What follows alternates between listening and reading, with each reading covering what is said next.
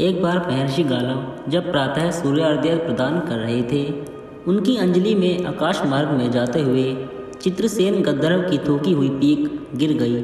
मुनि को इससे बड़ा क्रोध आया। वे उसे शाप देना ही चाहते थे कि उन्हें अपने तपोनाश का ध्यान आ गया और वे रुक गए।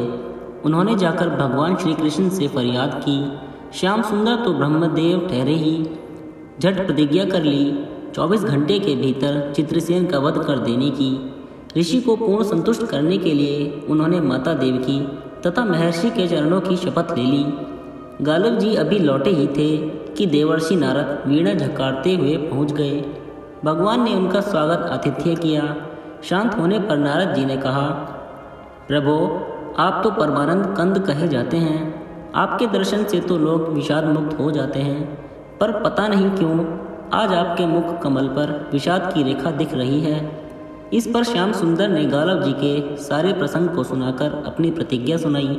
अब नारद जी को कैसा चैन आनंद आ गया। झटपट चले और पहुँचे चित्रसेन के पास।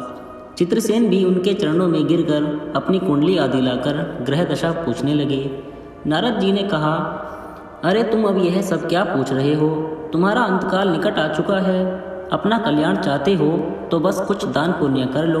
24 घंटों में श्री कृष्ण ने तुम्हें मार डालने की प्रतिज्ञा कर ली है। अब तो बेचारा गंधर्व घबराया। वह इधर उधर दौड़ने लगा।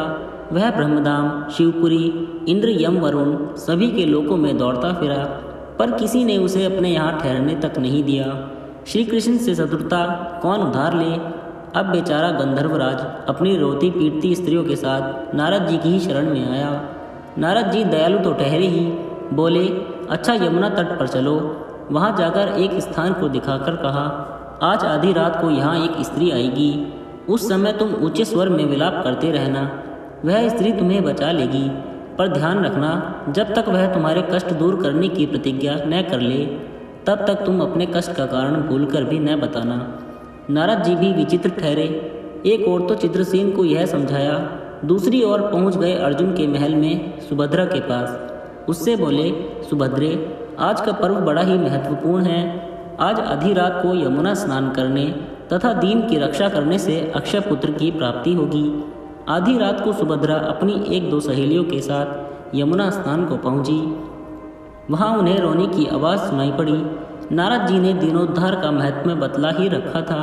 सुभद्रा ने सोचा, चलो अक्षय पुण्य लूट ही लूँ। वे तुरंत उधर गई तो चित्रसेन रोता मिला। उन्होंने लाख पूछा, पर वह बिना प्रतिज्ञा के बदलाए ही नहीं। अंत में इनके प्रतिज्ञाबद्ध होने पर उसने स्थिति स्पष्ट की। अब तो यह सुनकर सुभद्रा बड़े धर्म संकट और असमंजस में पड़ गई। एक ओर श्री कृष्ण की प्रतिज्ञा, वह भी ब्राह्मण के ही लिए, दूसरी ओर अपनी प्रतिज्ञा। अंत में शरणागत त्राण का निश्चय करके वे उसे अपने साथ ले गईं। घर जाकर उन्होंने सारी परिस्थिति अर्जुन के सामने रखी। अर्जुन ने सुभद्रा को सांत्वना दी और कहा कि तुम्हारी प्रतिज्ञा पूरी होगी। नारद जी ने इधर जब सब यह ठीक कर लिया, तब द्वारका पहुँचे और श्री कृष्ण से कह दिया कि महाराज अर्जुन ने चित्रसेन को आश्रय दे रखा है, इसलिए आप सोच विचार कर ही युद्ध के लिए चलें। भगवान ने कहा, नारद जी, एक बार आप मेरी ओर से अर्जुन को समझाकर लौटाने की चेष्टा करके तो देखिए। अब देवर्षि पुनः दौड़कर द्वारका से इंद्रप्रस्थ पहुँचे।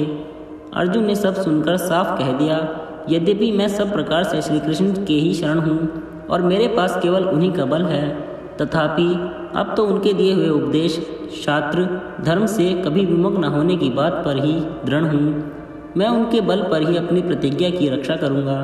प्रतिज्ञा छोड़ने में वे ही समर्थ हैं। दौड़कर देवर्षि अब द्वारका आए और ज्यों का त्यों अर्जुन का वृत्तांत कह सुनाया।